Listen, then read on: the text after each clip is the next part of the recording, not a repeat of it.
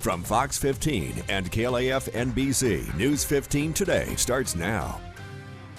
Good morning. You are watching News 15 Today. I'm Alex Purcell. And I'm Carter Simino. Thanks for tuning in this morning. Well, let's go ahead and get you out the door with a check on the forecast with Storm Track 15 meteorologist Corey Smith. Yes, good morning, Corey. Can we expect more rain to start this work week? I think there is more rain on the way, and we're tracking that right now. But here in Lafayette, we are dry, actually. I-10, I-49, you can see the sunshine actually peeking through some of the clouds here. And as you go throughout the day, really just a repeat of what we've seen over the last 3, 4, 5 days here in Acadiana. So here's that rain we were talking about. This is earlier on in the morning hours, most of that precipitation out towards the west, but more recently, some storms firing off the Vermilion Bay. And take a closer look, Abbeville picking up on this rain here within the next 20 minutes. So if you are heading out the door, at least in Vermilion Parish, be aware that there is some heavier rain pushing in. Thankfully, things moving pretty quickly here, so the flooding threat looks to be pretty low as of right now. As you head into the afternoon, though, it's another wet day on the way, scattered to widespread showers and storms. Temperatures in the middle to upper 80s, very similar to what we've seen really over the last few days. So we're going to time out those storms, talk about what you can expect here for your Monday forecast, and talk a little bit about how long this wet pattern lasts. Okay, Corey. Well, thank you for that. We're going to check back shortly. Moving on, as states end their coronavirus restrictions, very few are creating systems to help businesses verify whether customers have been vaccinated against COVID-19. Far more states are banning vaccine checks by public entities and, in some cases, also prohibiting businesses from denying service to those who aren't vaccinated. Hawaii is the only state with some form of a vaccine passport for travelers. Louisiana, California, and New York have voluntary programs that let people download digital proof of vaccination that can be shown on smartphones or printed as QR codes for others to scan. Many businesses say they are hesitant about asking customers for vaccine proof. Well, Louisiana's health insurer for state workers, teachers, and retirees will soon cover weight loss surgery for people who are obese. Baton Rouge Senator Regina Barrow had previously tried to get the Office of Group Benefits to cover gastric bypass surgery and other types of weight loss surgeries to lessen the health conditions associated with obesity. But lawmakers had raised concern about the costs. Barrow made some adjustments to the legislation and won unanimous support from the House and Senate in the recently ended legislative session. Governor John Bel Edwards agreed to the idea and signed the bill. It'll take effect on August 1st. A bipartisan group of senators is asking the CDC and TSA for answers about mask guidance for public transportation. That's right. The request was sent Friday by Democratic Senator Brian Schatz and Amy Klobuchar and Republican Senators Roger Wicker, Susan Collins, and Jerry Moran. They want the CDC and the Transportation Security Administration to let them know when new guidelines for planes and buses will be available. They're also looking for updates on the latest data on how COVID-19 transmits for travelers who are fully vaccinated. Well, patients with heart failure face an increased risk of developing cancer. That's right. According to a new German study that tracked over 200,000 adults for 7 years, it showed 25% of people with heart failure developed cancer compared to 16% of those without heart failure. The greatest increase in risk was for oral cancers, followed by lung cancer. The researchers stress this does not prove that heart failure causes cancer, but these patients should have regular cancer screenings. Rescue crews from around the world are descending upon the coastal town of Surfside, Florida, as families await any news about their missing loved ones following the devastating condo collapse last Thursday. At least 9 are dead and 152 remain unaccounted for. Rescuers are racing the clock to find survivors. Daryl Forges is in Surfside, Florida, with the latest. The search for survivors intensifying as rescuers comb the rubble for the 5th day. We want to keep maximum pressure, maximum staffing, maximum rescue people on that mound looking for people to pull them out alive. With weather conditions improving, crews are hopeful they can make more progress, aided in part by a trench. Fires blazing beneath the massive concrete have finally been put out, but the instability of the debris still posing a threat to the response. They're still laboring under very dangerous circumstances. They're highly motivated to find people, but the conditions are very difficult. While questions mount over what caused the Champlain Tower's South condominium to collapse, survivors describe the moments the building began to fall. Seeing the walls and how badly and violently they swayed, I honestly don't know how it didn't come down when we were startled, basically out of our sleep. Grateful they got out in time. At that moment where it really hit me that we were racing against time to get to the bottom of the building before the entire thing caved down. But with more than 100 people still missing, the situation grows more desperate by the hour. It is unimaginable grief mixed with hope, anxiety, frustration. As the community holds out hope for signs of life. I expect miracles. I'm expecting many miracles. In Surfside, I'm Daryl Forges. Well, in the wake of the Florida condo collapse, the city of Miami is calling for inspections of all buildings that are over 6 stories tall and 40 years old. A letter sent Friday urges building owners to have a qualified engineer provide status reports on every structure in that category. According to city officials, the licensed structural engineer should have experience in inspecting at least 3 or more buildings of that age and size. If visible signs of structural damage or distress are identified, the city of Miami wants to have the report within 45 days. In the meantime, the city is reviewing the guidelines for building inspections to make sure they catch any structural issues earlier. The last time Louisiana saw a catastrophic event like this was in October of 2019. When the Hard Rock collapsed in New Orleans. The collapse killed 3 workers and left the wreckage of the building towering over the French Quarter. We're tracking some downpours moving into Abbeville right now. We'll talk about if there's more rain in the forecast for the rest of us coming up. And Al Hebert making cheesecake with an inspirational business owner this morning. Don't miss her story and a look at what you might be missing.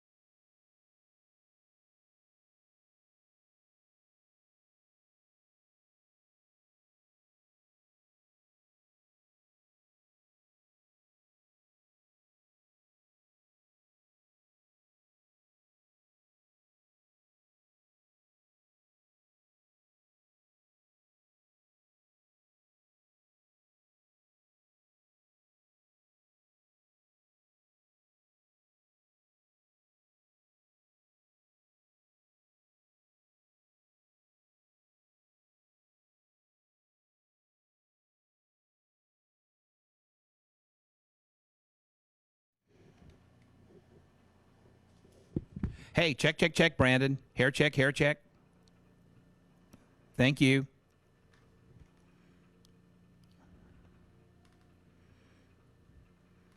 Got it, got it. Yeah, we'll live up for the next one. Thank you.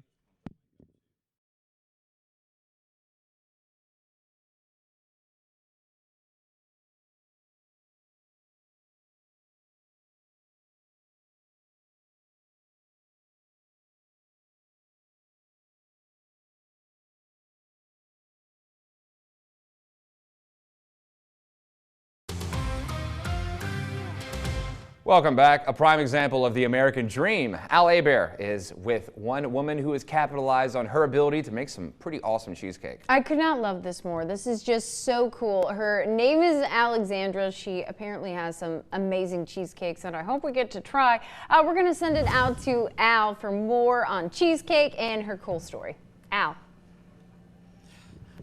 Hey, it's kind of cool. We're here at Rouse's. We had to run to the store just now. Someone said, hey, you're Alexandra? I mean, she's kind of famous. Okay, this is a good guess this morning. We're doing really well.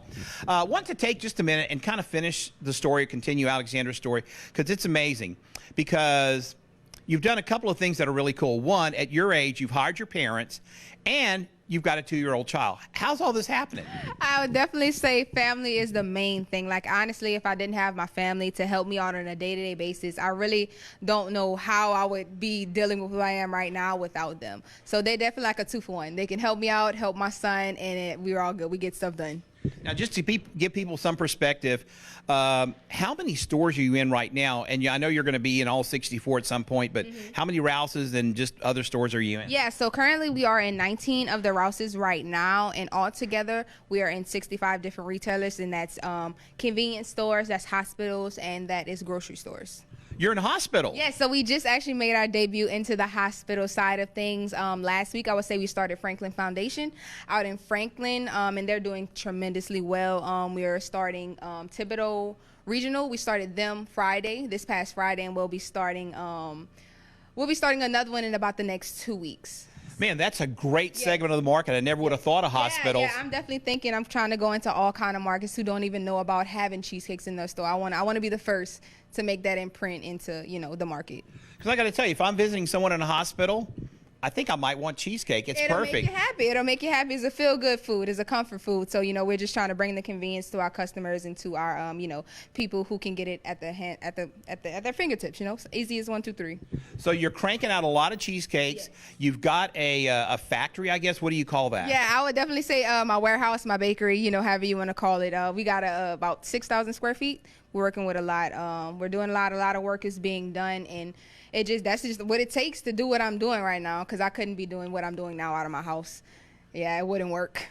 So we got to go back to the studio. So we're going to go from at some point kind of explain where Alexandra got a bunch of no's. Nah, this isn't going to sell, to where now she's got a warehouse. She's in more than 60 locations, and it's not going to sell, but we're going to give you about $1 million. That's a great story. We're going to go back to you guys in the studio. More News 15 today. A fantastic story about fantastic cheesecake. Love to hear it, Al. We're going to check back with you guys in just a bit. Well, CNBC's Seema Moody has a look at the day ahead in business news. Let's take a look. Wall Street is set to open modestly higher this morning as the markets come off another positive week.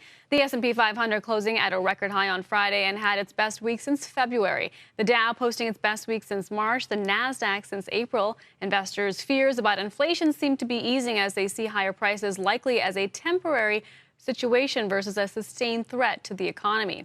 In focus this week, reports on home prices, consumer confidence, manufacturing, hiring in the private sector, and unemployment filings. It's all topped off by the monthly jobs report on Friday.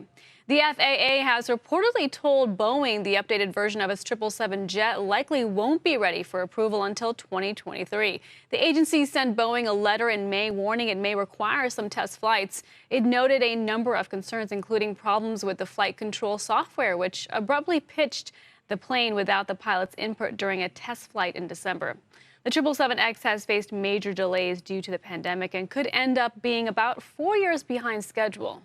Venmo will soon let users sell products and services on their personal accounts for a fee. The new policy will take effect July 20th. Users will be charged 1.9% plus a 10% fee. This is the latest attempt by PayPal, which owns Venmo, to profit from the payment app's user base of more than 70 million. It rolled out a physical Venmo-branded credit card last year and a flexible cash rewards program. With your CNBC Morning Report, I'm Seema Modi. Well, we're tracking more rain in the forecast. Storm Track 15 meteorologist Corey Smith will have the latest on what he's tracking next. It's 6:44 on your Monday morning.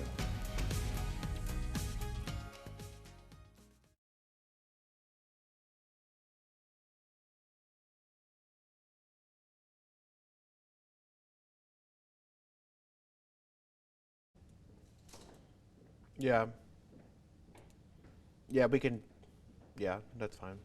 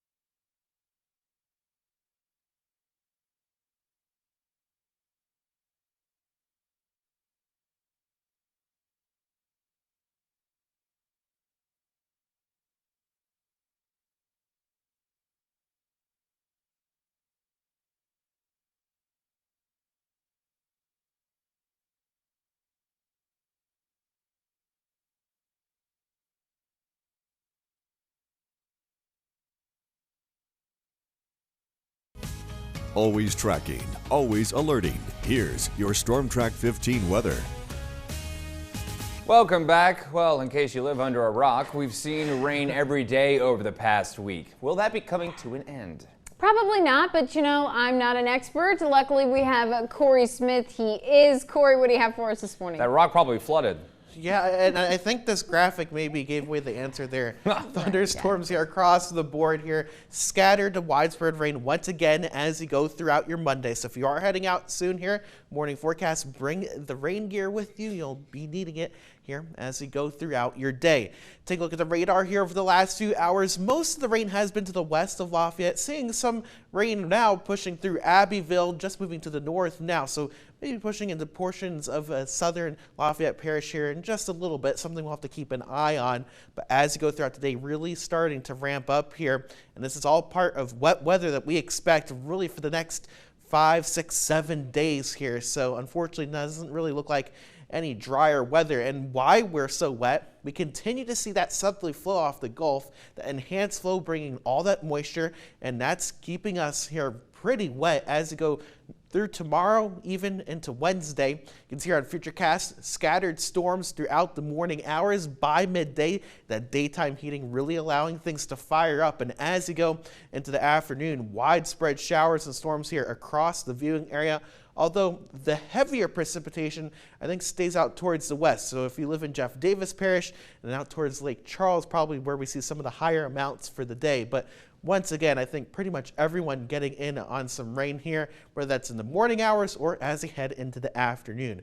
We're still mild as you go into your Monday night and staying in the middle 70s.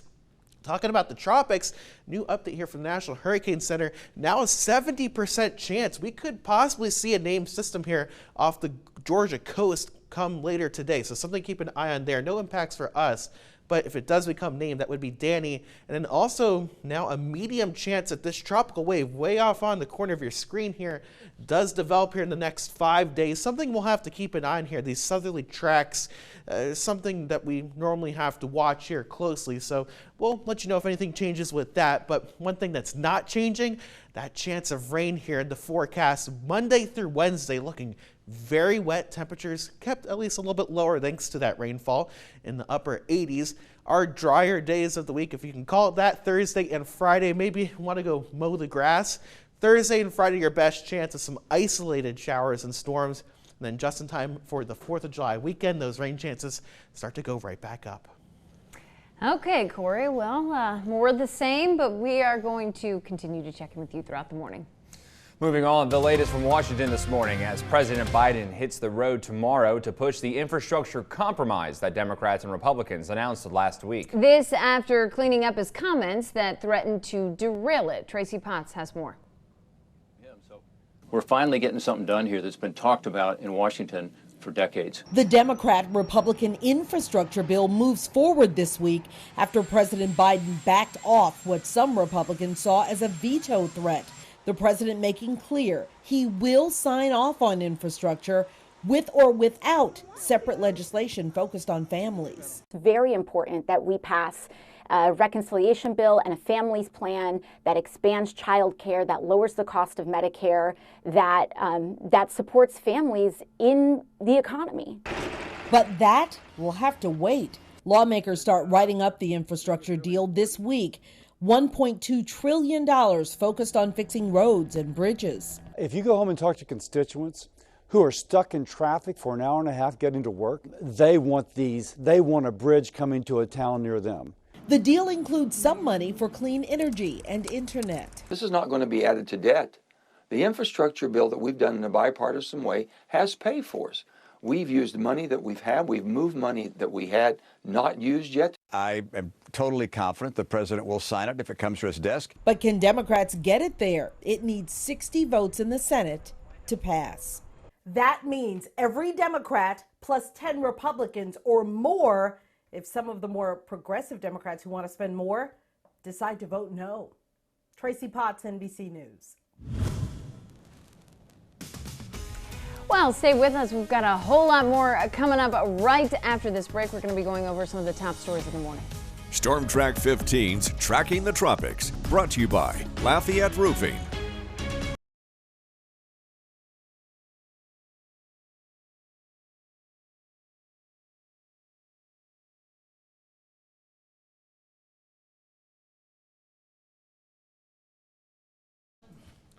Is it 30 seconds? Okay.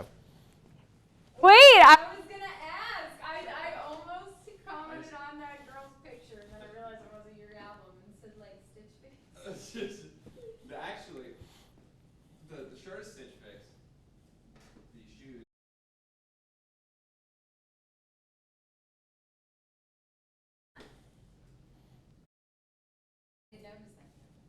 As we go into your midday here in Lafayette, showers.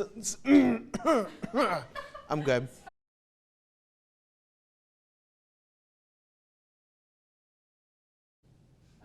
As we head towards the middle of the day, showers and storms once again in the forecast in the lower to middle 80s as we go throughout the day. So something to watch there. Unfortunately, no end in sight for this wet weather. As we go through Wednesday, I think these are the wettest days ahead in the forecast. Thursday and Friday, a little bit drier here, but still keeping that rain chance around. 4th of July weekend coming up. Looks like the rain chance moving back in. Temperatures in the upper 80s.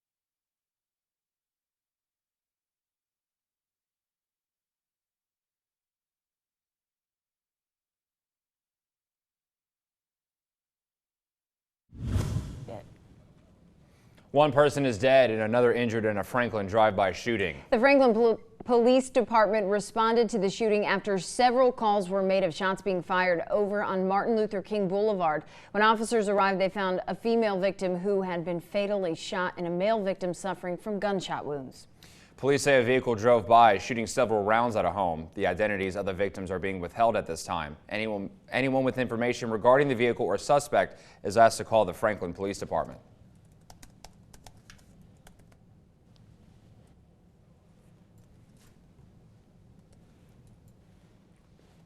Well, believe we are having some technical difficulties. Let's just go ahead and move on to Storm Track 15's Corey Smith.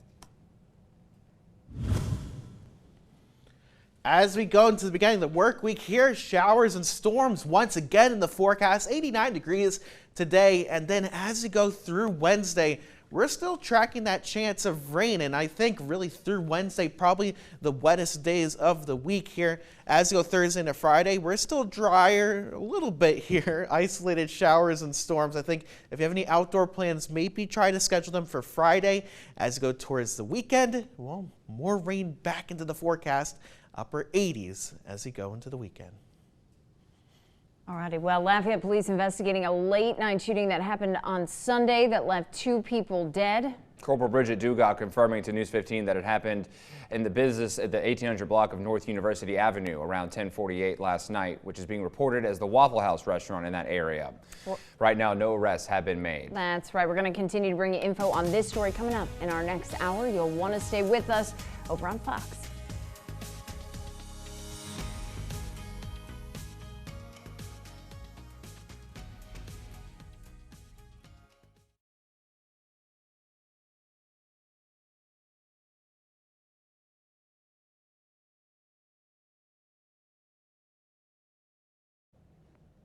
Hi. So what do we think happened there? Because that was just crazy. No, I didn't. I don't think that he did. No, I didn't. No, he didn't. We just read it. He just scrolled what was next. We just. But see, that's because of you. You guys. No, I didn't. No, I didn't. We finished weather, and then I scrolled past Alex's T's and then stopped the teleprompter.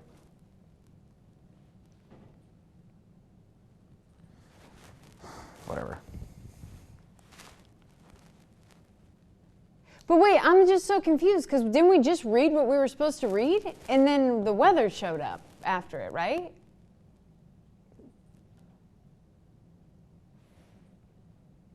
No. Listen. I just read that.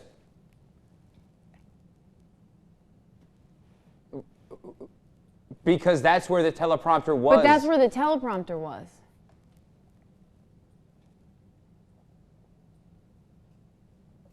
Okay, then what happened is the prompter took a little bit to load the story in. Got it. Ay.